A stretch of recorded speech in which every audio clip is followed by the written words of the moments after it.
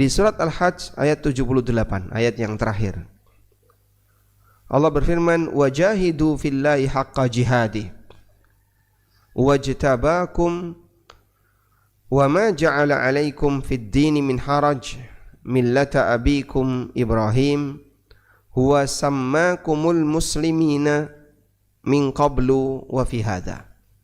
Ada kalimat di situ, huwa sammakumul muslimin. Dia menamakan kalian dengan nama al-muslimin. Sehingga yang ngasih nama al-muslimin siapa? Allah. Di mana Allah memberikan kita dengan nama al-muslimin min qablu, dalam kitab sebelumnya, wa fi hadza, dan dalam kitab ini. Maka nama resmi kita adalah al-muslimun. Ini seperti disebutkan di surat Al-Hajj ayat berapa? 78. Sedangkan nama-nama yang lain yang dibuat oleh manusia, yaitu identitas masing-masing orang, dan ada nama yang sesuai dengan nama syar'i, dan ada nama yang berpihak pada kelompok tertentu. Ya, misalnya aku PSS, saya Arema, saya apa lagi? Bonek, saya ini, saya ini. Itu nama karena pengaruh kelompok tertentu. Selanjutnya, bagaimana definisi muslim? Nabi SAW mendefinisikan muslim. Muslim adalah orang yang dimana muslim yang lain selamat dari gangguan lisan dan tangannya. Kenapa Nabi SAW hanya membatasi muslim yang lain? Apakah berarti non-muslim tidak selamat dari gangguan lisan dan tangannya? Muslim tidak boleh ganggu muslim yang lain.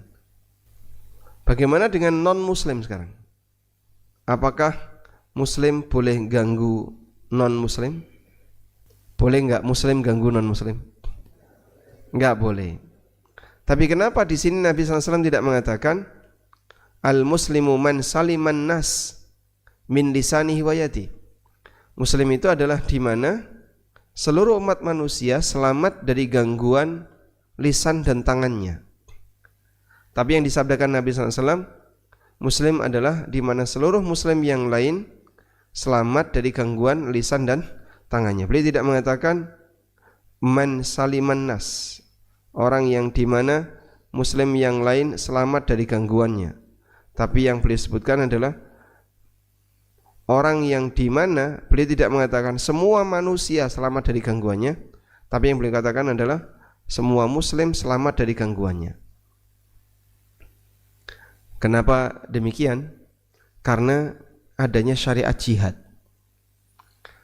Adanya syariat jihad itu berarti kita diizinkan untuk apa, Pak? Ya, berperang melawan orang yang tidak beragama Islam, meskipun itu pakai aturan. Sehingga ada aturan-aturan tertentu muslim ketika dia mau berjihad melawan dan mengalahkan kelompok agama yang lain. Baik. Kemudian kita lihat di sini. Potensi gangguan manusia itu bersumber dari apa, Pak? Lisan dan tangan. Mana yang lebih jauh jangkauannya? Yang lebih jauh jangkauannya lisan. Sehingga lisan bisa nembus ruang dan waktu. Maka yang dari kecamatan Ngaglik bisa gerenengi yang di kecamatan Ngemplak. Masya Allah, tembus kecamatan. Tapi kalau tangan, jangkauannya hanya paling sekian meter, sehingga jangkauan lisan lebih jauh. Karena itu lisan bisa orang yang sudah meninggal, bisa? Bisa. Dengan cara apa? Mencaci maki orang yang sudah meninggal, kemudian menggibah orang yang sudah meninggal, dan seterusnya.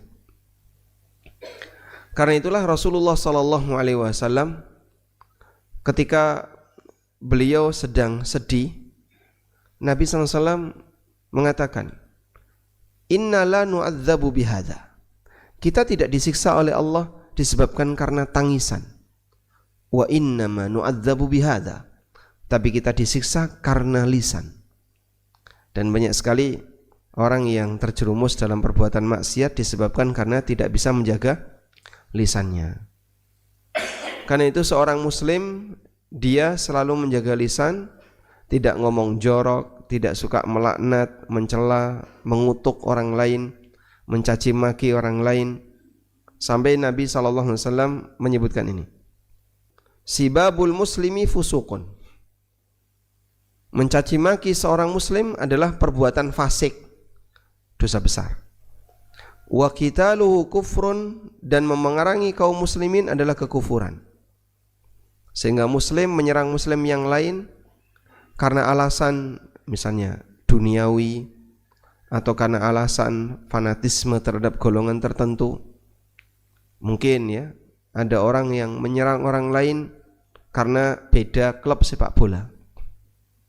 Dan ini serangan bukan karena masalah pertandingan.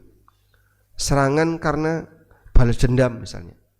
Katakan wa qitaluhu kufrun, menyerang muslim yang lain adalah kekufuran. Hadis sahih riwayat Bukhari dan Muslim. Makanya jaga baik-baik yang namanya lisan ya. Sebab lisan ini kalau sudah bengkok, maka anggota badan yang lain ikut bengkok.